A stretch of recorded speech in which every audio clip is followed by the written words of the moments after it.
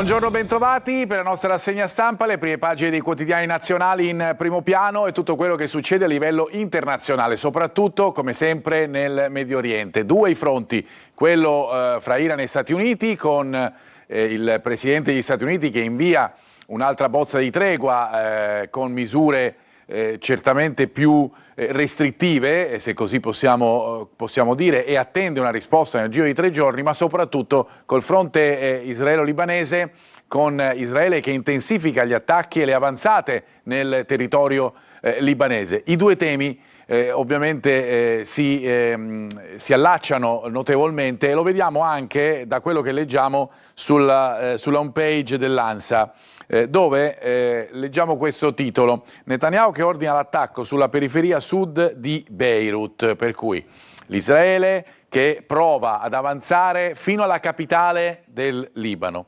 Teheran, dunque l'Iran, parla di cessate il fuoco in Libano come condizione per la pace. Ecco perché i temi sono uniti, per cui il fronte israelo-libanese che si lega a quello che sta succedendo in Iran e ovviamente fra Iran e Stati Uniti. Gli ayatollah avvertono: non ci fidiamo più, si legge ancora sempre sull'ANSA, ovviamente non si fidano più degli Stati Uniti e dunque delle condizioni che vengono poste dagli Stati Uniti nella nuova bozza per la pace, condizioni che riguardano soprattutto il nucleare e dunque i soldi. Berlino preoccupa l'avanzata israeliana in Libano, questo è l'altro tema, come l'Europa accetta e vuole porre un freno a tutto quello che sta succedendo. Questo per darvi il quadro aggiornato, visto che siamo andati sui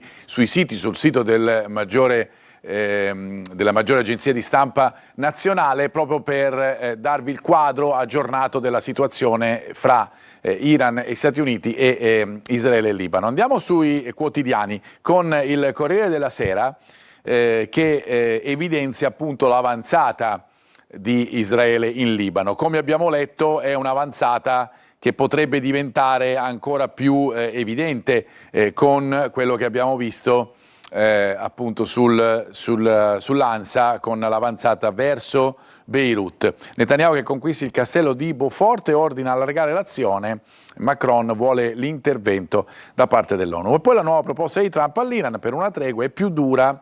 Questa proposta, ovviamente, le condizioni sono riferite, come vi dicevo, soprattutto sul nucleare. Andiamo a vedere le pagine interne per fare un po' il punto della situazione, di quello che abbiamo letto sia sul Corriere della Sera fino ad ora che prima sull'ANSA. Andando a vedere una mappa che troviamo proprio sul quotidiano milanese, che ci fa rendere conto di quella che è la situazione. In rosa il territorio israeliano, in bianco il territorio libanese, in giallo l'avanzata dell'esercito israeliano all'interno del territorio libanese, con questo fiume Litani che è stato anche superato dalle truppe dell'IDF, questo castello di Beaufort che non veniva ripreso da Israele da tantissimo tempo, e appunto le prospettive, come abbiamo letto poco fa sull'ANSA, di allargare il raggio d'azione dell'avanzata israeliana fino ai confini della capitale del Libano, cioè Beirut. Dall'altro lato, appunto, c'è invece la situazione fra Iran e Stati Uniti, con il nucleare al centro, più ancora forse di Hormuz.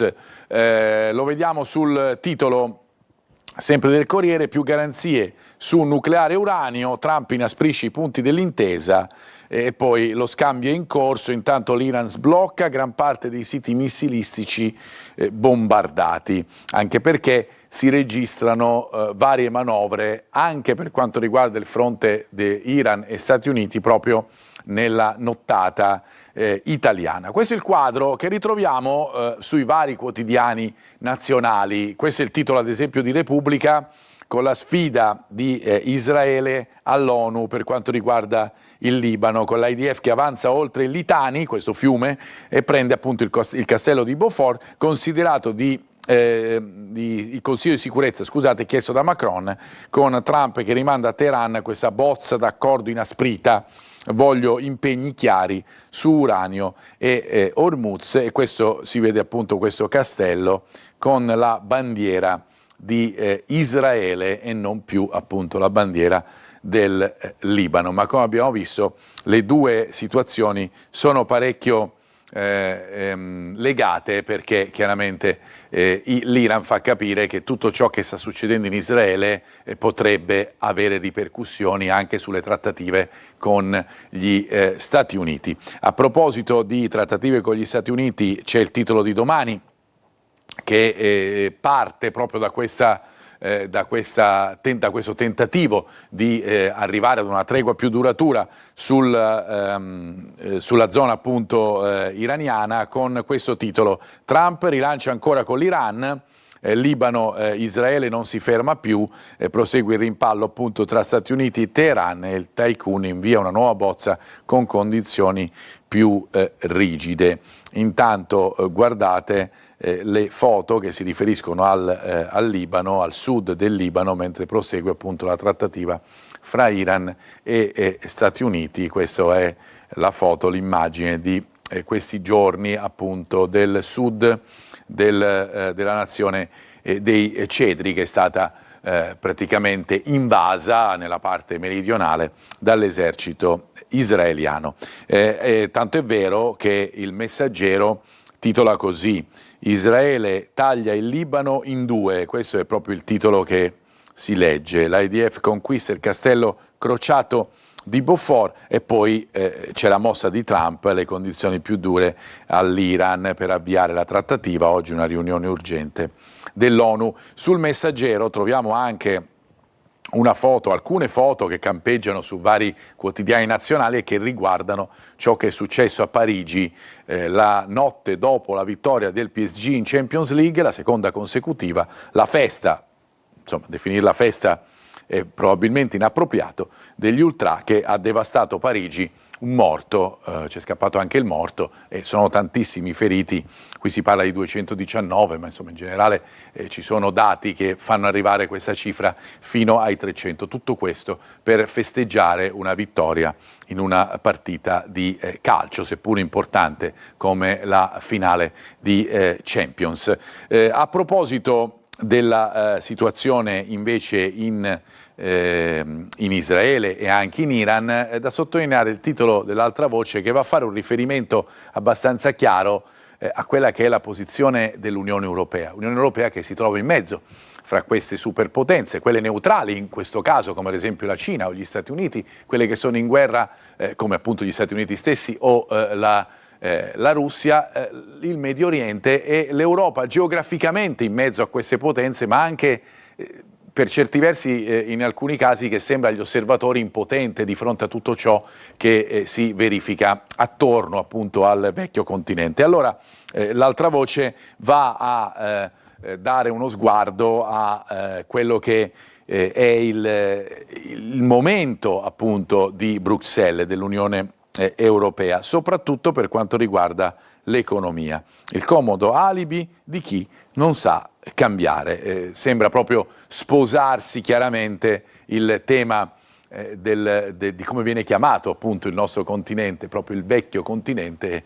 Sembra appunto che questo continente, questa Europa abbia difficoltà a cambiare ritmo, ad imporre la sua visione rispetto agli altri, anche per quanto riguarda l'economia. Andiamo invece nel nostro orticello, se così vogliamo dire, ma comunque nella nostra nazione, per parlare delle scaramucce, delle polemiche, come sempre fa centrodestra e centrosinistra. Se da un lato a sinistra si spinge per trovare un'unione, dall'altro la destra accusa che questa unione non ci sia e che sia solo legata fra virgolette alle tasse da aumentare. Lo troviamo tutto questo su tanti quotidiani che evitano di aprire con la guerra e vanno invece sulle scaramucce politiche. Eccolo qui, sulla Verità si parla di pericolo rosso-verde, per cui chiaramente a sinistra che ha un programma più tasse per tutti gli italiani.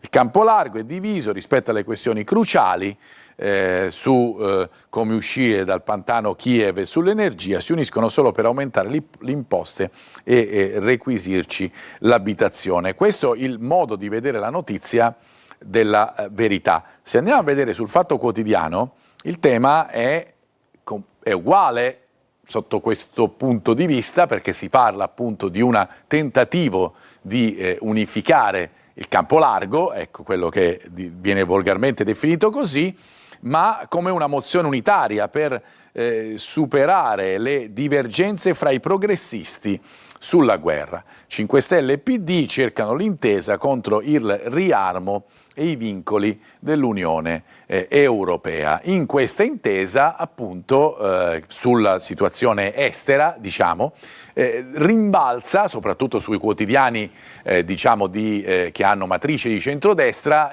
la notizia invece legata a questa tassa o presunta tale sui più ricchi. Ad esempio, Libero parla di occhio al portafoglio, i matti della patrimoniale, in crisi su tutti i fronti, la Schlein riparte dalla tassa sui ricchi, non deve essere un tabù, ne parleremo. Reagiscono entusiasti a VS più Europa, stop del centrodestra, con noi mai altre imposte, un vecchio refrain appunto che divide destra e sinistra, da una parte più tasse, da una parte magari di meno, ma chiaramente poi bisogna vedere come le due politiche riescono a favorire i cittadini da una parte o dall'altra. Il Giornale anche in questo caso va a riferire della patrimoniale delle case sequestrate, il programma horror della sinistra, Schlein che chiede una tassa sui più ricchi, che insomma ne discute durante una intervista. A proposito di tasse e di balzelli sugli italiani e di limitazione appunto dei costi per i portafogli già impoveriti della nazione, ecco qua il titolo della Stampa, che invece si concentra su altro: il governo che frena sulle accise. Questo è il tema che troviamo appunto sulla Stampa di questo lunedì 1 di giugno. Il 6 scade lo sconto sui carburanti senza fondi per il rifinanziamento. Allo studio aiuti mirati alle fasce più deboli, ma questo è chiaramente un tema che unisce un po' tutti gli italiani, perché il rincaro del petrolio e dunque della benzina ci ha colpiti notevolmente in questo periodo di guerra. Ci fermiamo, ritorniamo fra pochissimo con la home page del nostro sito siciliaweb.it e poi le prime pagine dei quotidiani locali. A fra poco.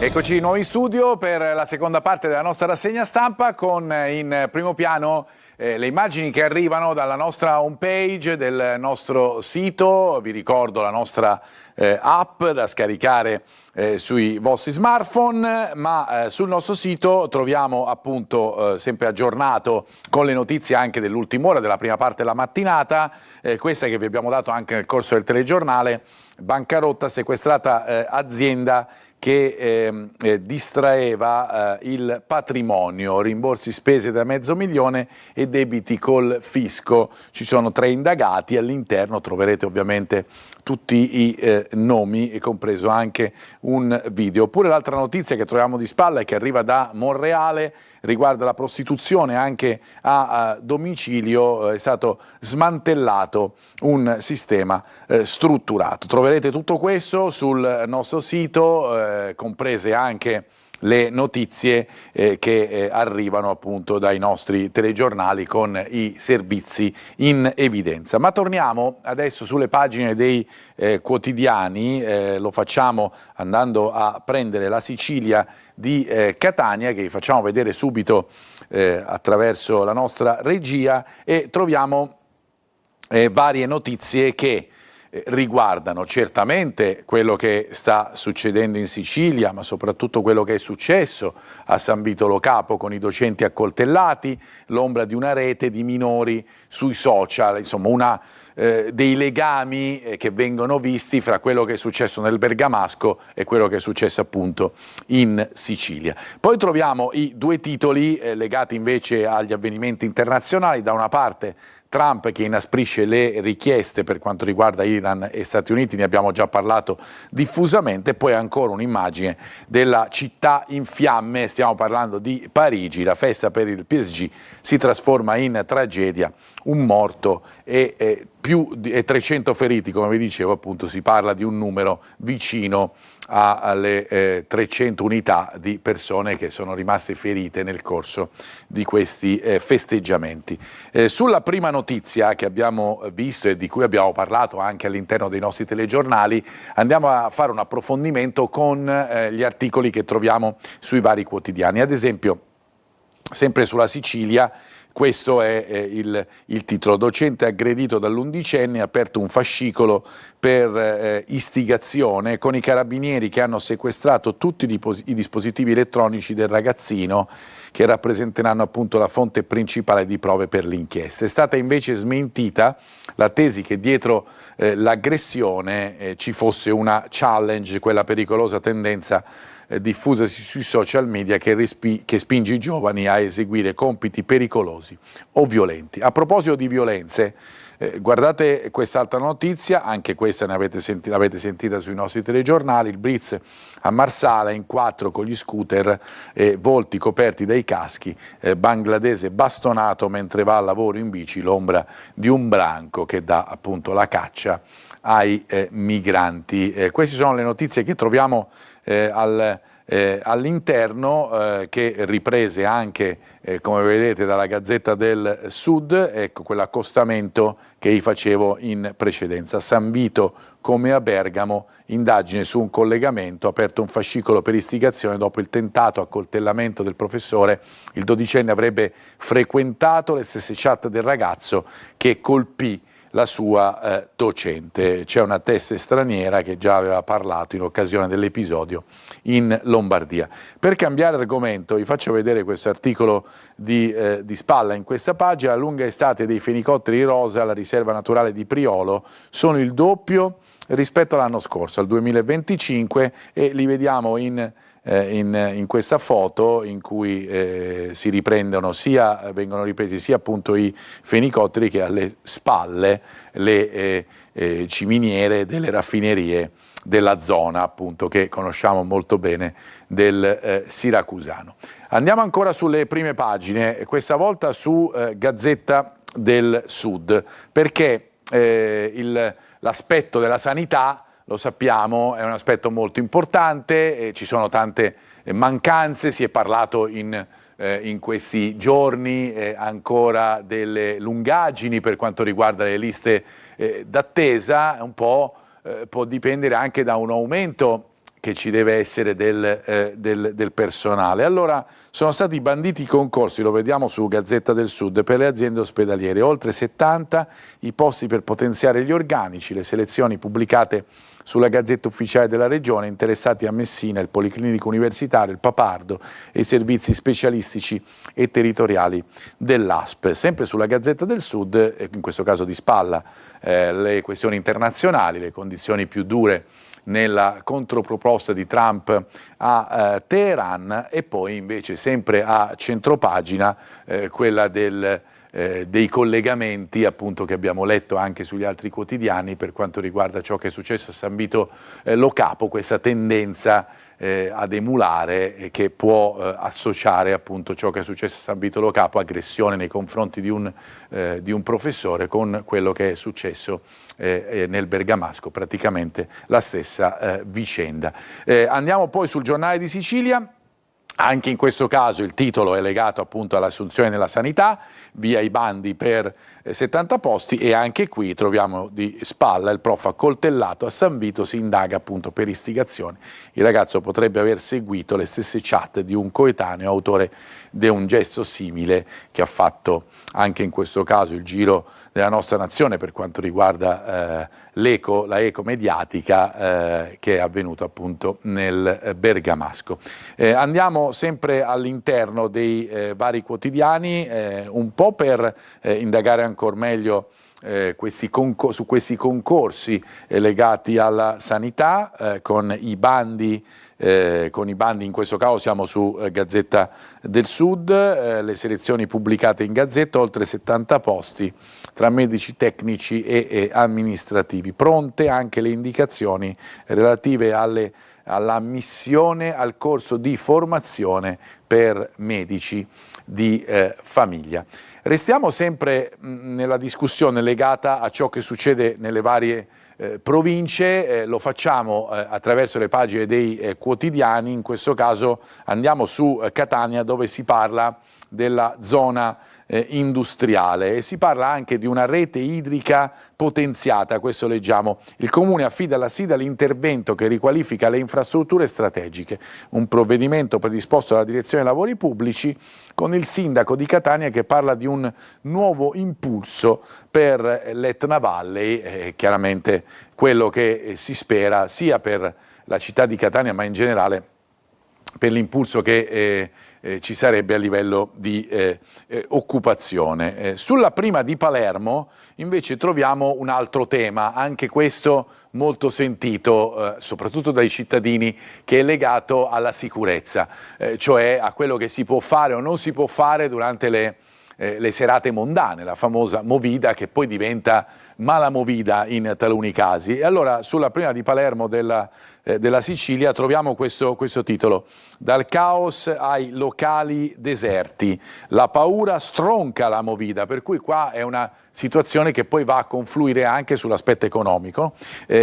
Dopo gli spari la zona di Via La Lumia perde clienti e l'appello è sempre lo stesso: servono più controlli, serve rafforzare l'idea che appunto la gente possa vivere in totale sicurezza, quell'idea che appunto in questo momento manca. Restiamo poi a Catania, torniamo anzi a Catania per parlare della SAC, dell'aeroporto di Catania, il Vincenzo Bellini, Fontana Rossa, perché si parla dell'ingresso dei privati, la burocrazia che spiazza i colossi esteri interessati. Per quanto riguarda gli aeroporti e dubbi sulla firma digitale e PEC, sconosciuta fuori dall'Italia, ovviamente si parla anche dell'aeroporto di Comiso, così il termine del 3 giugno per le manifestazioni di interesse slitta al 15. Intanto si susseguono le richieste di chiarimenti dal mondo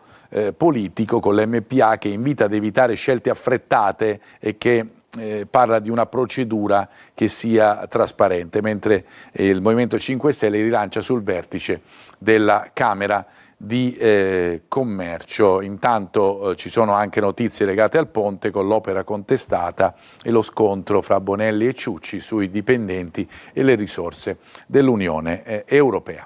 Cambiamo argomento, andiamo al calcio. È attesa una presa di posizione, l'ennesima di Pelligra, dopo il fallimento stagionale del Catania, eliminato in semifinale dei playoff in malo modo, nonostante il tentativo di recupero nella seconda semifinale, ma dopo il 4-0 subito ad Ascoli. L'attesa è quella relativa appunto a un rilancio del patron del Catania, che è ormai nei fatti, ma soprattutto sul nuovo ciclo. Leggiamo sulla Sicilia: quanti dubbi sul nuovo ciclo. Nelle prossime ore attese dichiarazioni. Grella che rimarrà saldamente al proprio posto, anche perché ha il 10% delle quote societarie, ma non solo per questo. Da valutare la consistenza dell'impegno economico e la scelta del sostituto di Domenico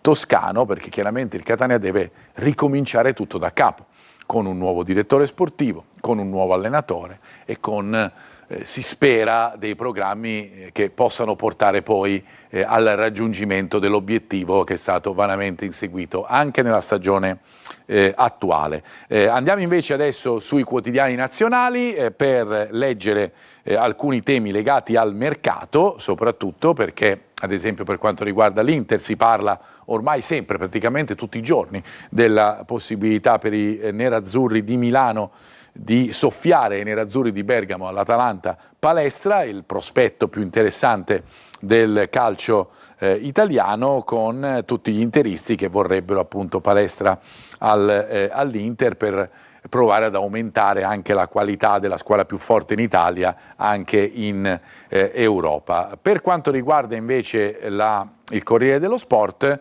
c'è la risposta del secondo di Conte, Stellini, Conte che se n'è andato da Napoli, ma è stato accusato da De Bruyne, che vedete in foto, criticato soprattutto, ha detto De Bruyne non mi diverto, il calcio non è un calcio propositivo, e allora Stellini risponde così: prendi esempio da Modric, a Napoli non hai portato gioia, invece se devono arrivare giocatori esperti, dice Stellini, devono avere lo spirito del quarantenne che al Milan comunque ha fatto bene. A proposito di Milan, per chiudere, da Leao a Rabiot è una fuga di massa, scappano tutti dopo la mancata qualificazione alla prossima Champions League.